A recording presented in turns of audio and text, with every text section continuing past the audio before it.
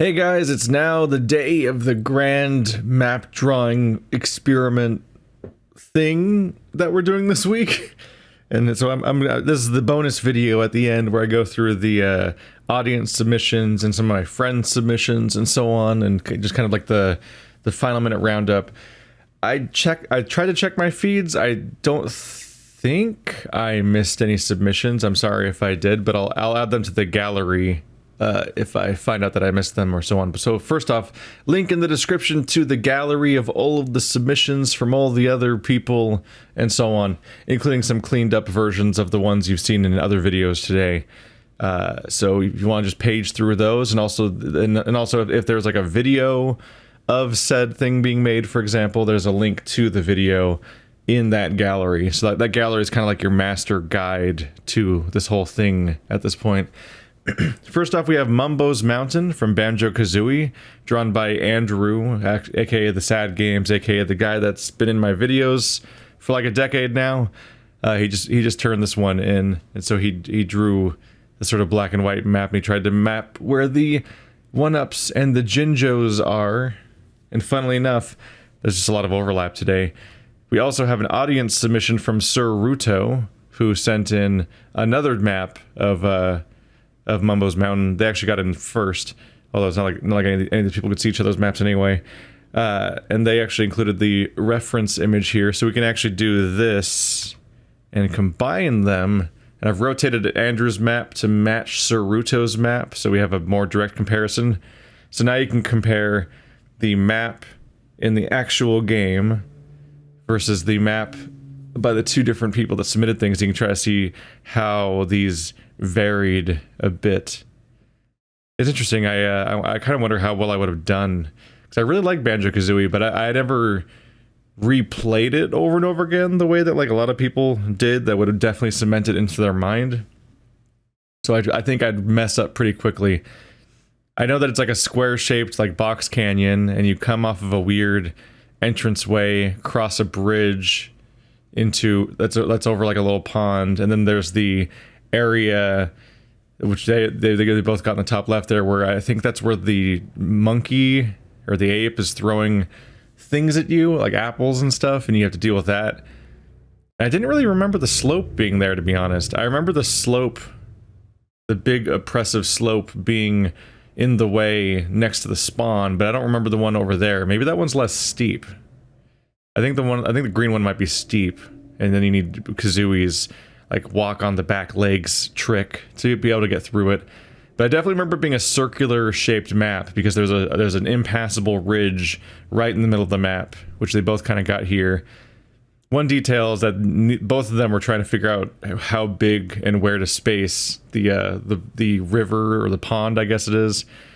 Andrew made it absolutely massive, and on Ruto's map it's pencil thin, and probably a little closer, but both of them are a little off in different ways. Like it's kind of this like nicely centered piece, and they kind of like had different ideas of where it should go.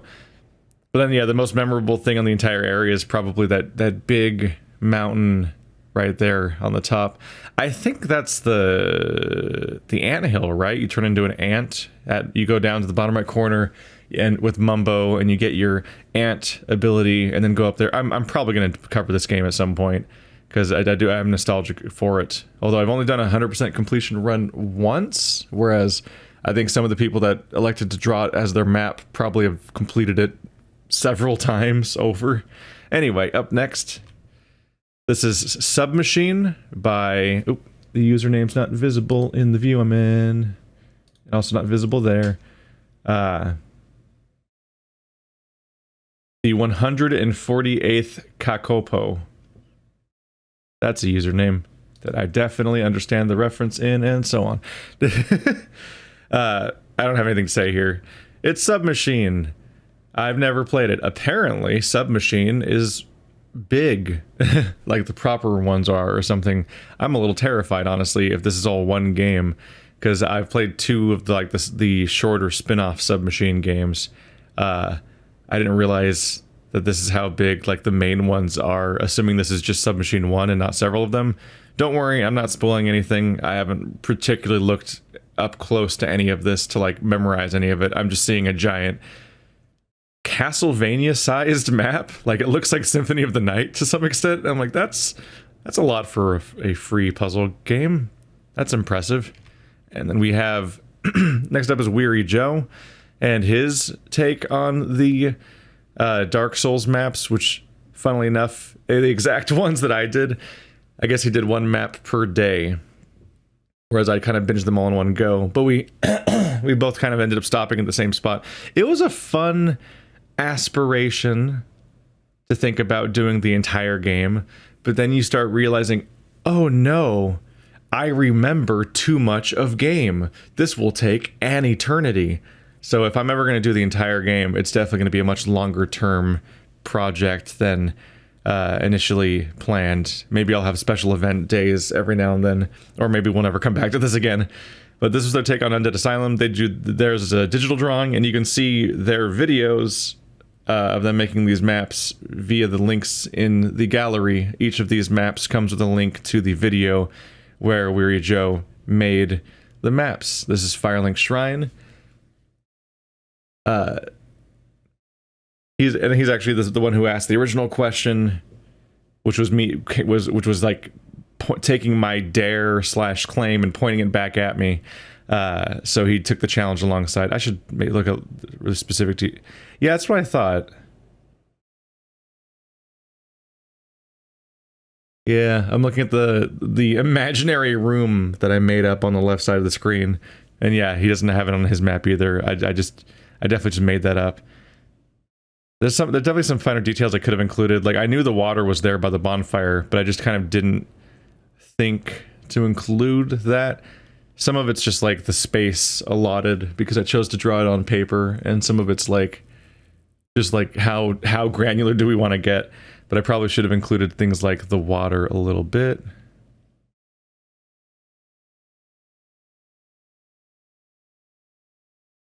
It's pretty similar overall.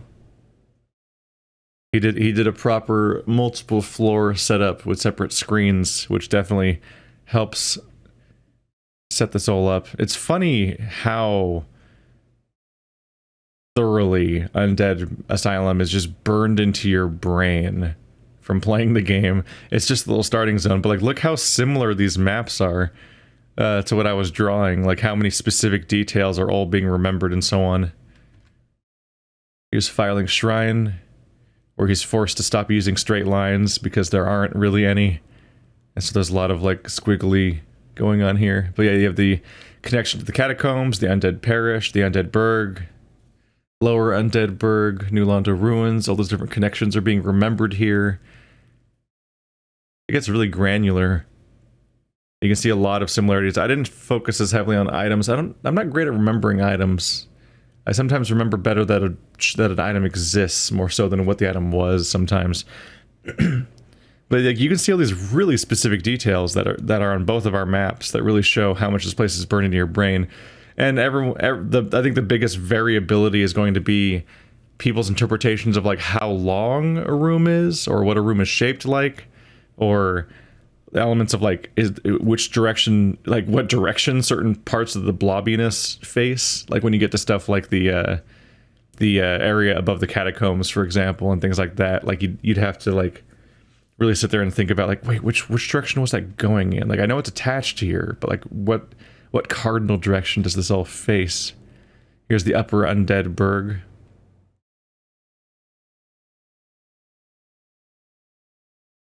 Does the Taurus Demon Bridge bend? I don't remember. Maybe. Or maybe that's just how they had to connect it at that point.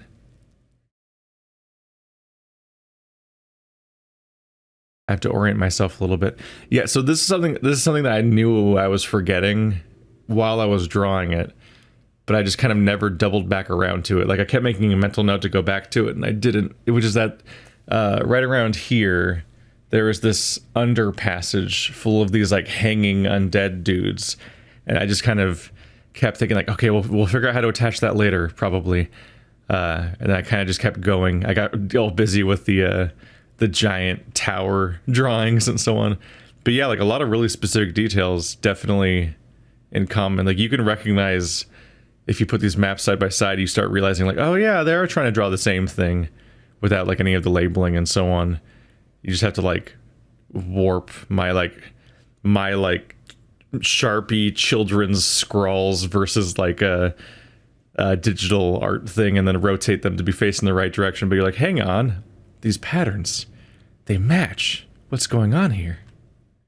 And then there's the Undead Parish, the absolute beast of a level.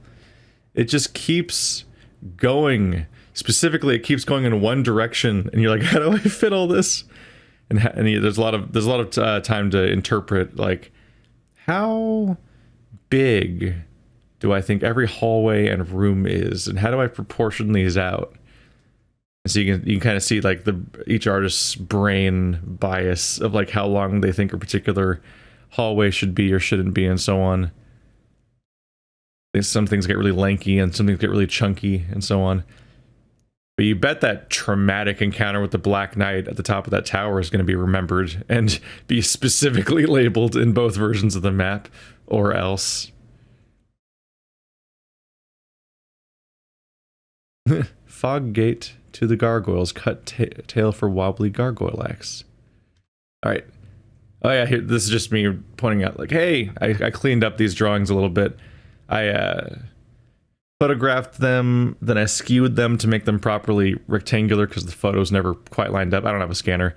And then I like kind of cleaned up the brightness and contrast and saturation to kind of like make it like a nice clean image. It vaguely looks like it was scanned, but I don't have a scanner. So this is me just photoshopping photographs to try to make them look as presentable as possible. This nightmare. My god. And then, here's Stephanie's drawing.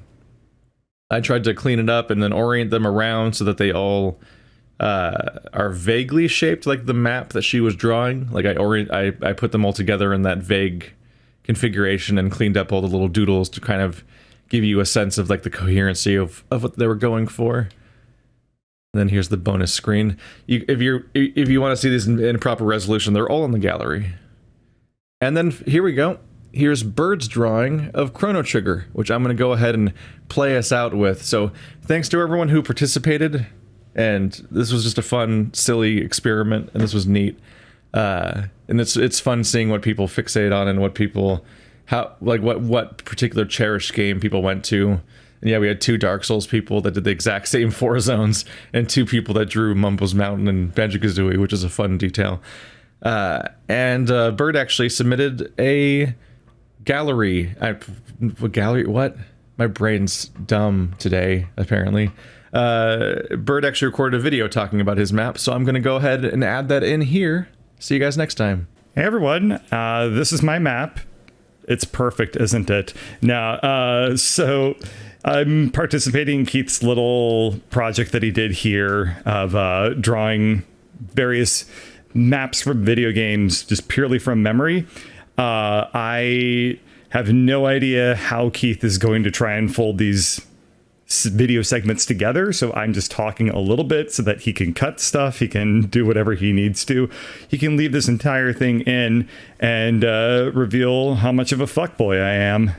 Totally up to him. At any rate, yeah, so I had a couple ideas of what I wanted to do. Originally, I was thinking of doing the map of Super Mario World from memory. Decided not to do that one. What I did instead was with Chrono Trigger, and I'll just talk a little bit about what is interesting to me about this and why I chose this map specifically. So Chrono Trigger it had been out for a couple years by the time I really started to get into video gaming. And I did not own a Super Nintendo, and I knew that I would have a very hard time trying to convince my parents to buy a Super Nintendo for me. So I just didn't even try. However, what I discovered and what was new back then was emulation. So things like ZSNES and Nesticle and stuff like that, those were basically brand new. And I discovered very quickly that, like, if you could download and pirate pretty much any game that you wanted on the SNES back in the day, except for Mario Kart. Mario Kart didn't work. Anyway, I was about to move across the country, and the night before is when I discovered emulators. So I downloaded SNES 9X, I think is what that emulator was called. It's probably still around, but that's what I downloaded. I downloaded the Chrono Trigger ROM because I wanted to check it out. And the morning I had to start moving across the country was the first time I played Chrono Trigger. So I played Chrono Trigger. I went through the entire opening segment. I got to the portal to 600 AD, which is what this map is that we're looking at here, and the game crashed. And immediately after it crashed, my parents came in and they were like, all right, time to start packing your stuff up. We got to go. So I spent like, gosh, it was like maybe 4 to 5 days or whatever, just thinking to myself like, oh man, I'm going to boot up my computer across the country, and when it's there, I'm going to be able to like try again, and we're going to try and get to 600 AD this time. And so I did, and this just kind of became this mystery to me, this like, oh man, this whole world, I can't wait to see what it is, because I had seen the 1080 map, and I knew that we were in for like something special. I had no idea what was in store, but then when I saw it, I was like, holy crap, it's the exact same map, but like in the past. So I got my Samurai Jack happiness out of the way, that sort of thing. Anyway, so this is the map. You start here, you kind of go around here, you go around here, you come out there, you get kind of teleported around, and then you can't really explore the rest of it until much, much later in the game.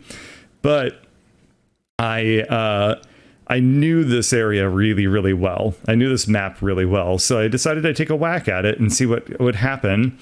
And this was my result. So as you can see, I didn't do that great. I did all right. So I got, this part is reasonable. It's not amazing, but it's reasonable. This part was where things started to really go haywire, but it's overall not bad.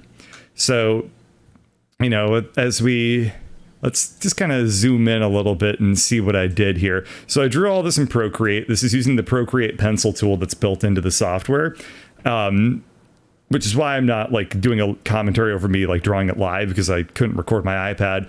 At any rate, I didn't.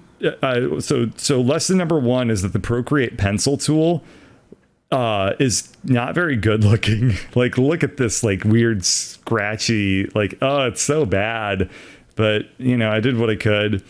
Some other small details, you know, I put in some of the coastline, but I didn't realize that the coastline is like around around everything. So it's sort of weird that you have like a top-down view mixed with like a sort of not top-down view, but because in mine you just get like everything's kind of a consistent angle. You know, you can see the coast on the bottom side, but you can't see the coast up here, whereas in the original it looks like you can. So that's kind of weird. It has like a bit of a flattening effect. But anyway, onto the stuff that's probably actually more interesting. So let's just take it continent by continent. So this is like pretty much bang on. I got kind of the shapes a little bit wrong, but overall I got everything exactly where it's supposed to be. So this is where the 600 AD starts. You got the portal to 1000 AD. You come down to a town that I called Por, which is wrong. This town is actually Truce. I called this town Truce, and that's actually wrong too, but we'll get to that continent later. So this is Truce. This is Chrono Trigger's hometown.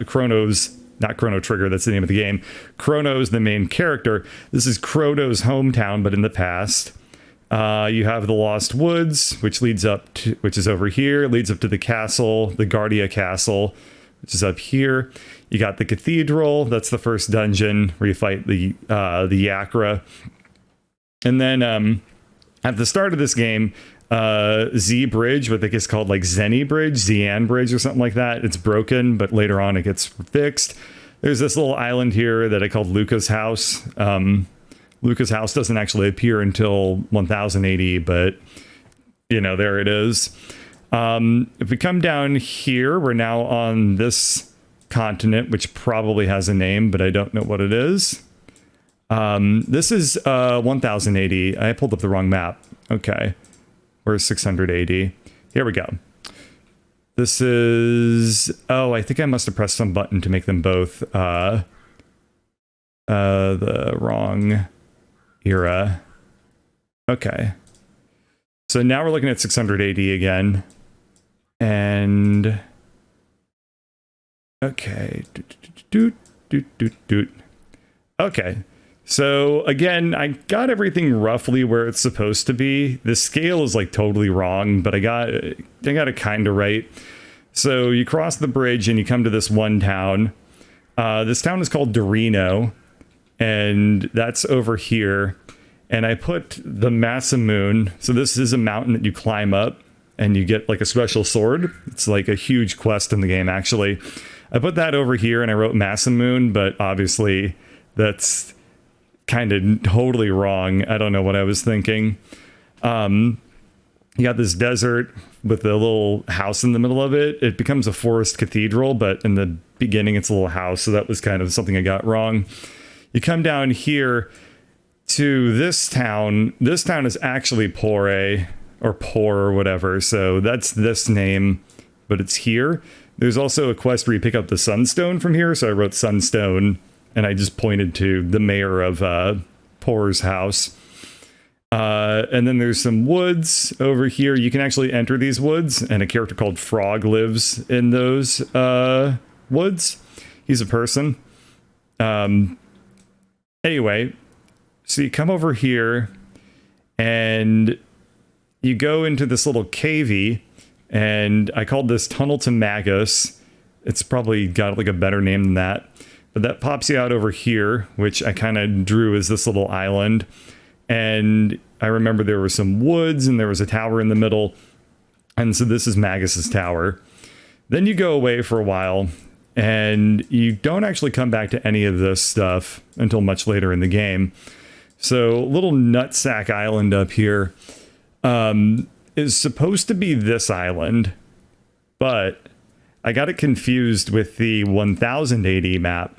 So this one, I actually got it fairly bang on. So you have the Hecarim Cave, you have Melchior's Hut, which I didn't draw in because I thought I was drawing in the 680 map. Melchior's Hut does not appear in 680. You have the town called Medina, which I wrote, that was the town I got correct. You got the Medina Square, which I drew in. You have like these buildings. You have all this stuff. Medina is a really unimportant part of the game. You don't spend very much time there, so I didn't really draw anything else. But there is the forest ruins with this little pyramid, which I just wrote in as pyramid. This is where you get the stop helm, I think, and a sword called the Sparrow. So much later in the game, you get a special thing that lets you unlock those items. So that was that part. Again, this is all 1080. So if you go to the 1080, you might be able to see why I got it wrong. There are some things that are a little interesting. Dorino is gone. Luca's house is now accessible. The cathedral is gone. Leanne Square got replaced by this mountain. You know. Anyway, so that was this island. Over here I wrote Sunstone Cave because I didn't know where that was. I knew it was off in this random direction. And if you come over here to 680, this is 1080 again. You go to 680, I did get the general gist of where the Sunstone Cave was. I also drew Magus's tower as if it were Ozzy's fort. So I got that wrong, and I also made it look like a middle finger with a thumb out, which I thought was hilarious. So I just kept that in. Over here you have the Black Tyranno lair, which I don't think is actually accessible in 680. I drew the accessible version of the cave. So this is a accessible mountain. This is a inaccessible mountain. So I got that actually totally flipped up. Oh, no. Okay, you can enter it. Interesting. So, Anyway, so this is the Black Tyranno layer. You come here to get the rainbow shell, which you use to get the prism dress, the prism helm, and Chrono's prismatic sword, or whatever that thing is called. I, again, kind of combined this little town, which I guess is called Chorus. So we have the Northern Ruins, which are called Cyrus's Tomb, because that's the character named Cyrus is entombed there. I wrote T-Grave for West Cape, because there was a character called Tonbin, I think? Toma, who died there. You go to his grave, and then he helps you find the Black Tyranno lair. But this is, again, the 1000 AD map, so I got that part mixed up. And we go back here. So the West Cape is gone. There's no grave in 600 AD, but you do have the town of Chorus, and you have Cyrus's Tomb, and you just you pay some carpenter people to go and repair the tomb. And if you do that enough, then in 1000 AD, so they go in and they repair it in 600 AD, but they never finish the repairs until much later in time. It takes a while. So you go to 1000 AD when they've finished the repairs, and then you can explore this entire section. So yeah, that is Chrono Trigger 600 AD / 1000 AD from memory. I'm not too surprised that I got these two maps mixed up, because as you can see, the whole gist is that they're like supposed to be really similar, and you just are kind of flipping between, you know, the different times. So yeah, this is kind of what I was able to do. And again, I managed to keep, why do I even have the 681 up? Okay, here we go. So you got that, and then we'll put my drawing in up okay, there we go. So this was my drawing. Oh my god, this is again the present. How does this keep happening? I don't understand. Okay, screw it. It was all there for a little while. You got to see it. So yeah, that's Chrono Trigger. Thanks.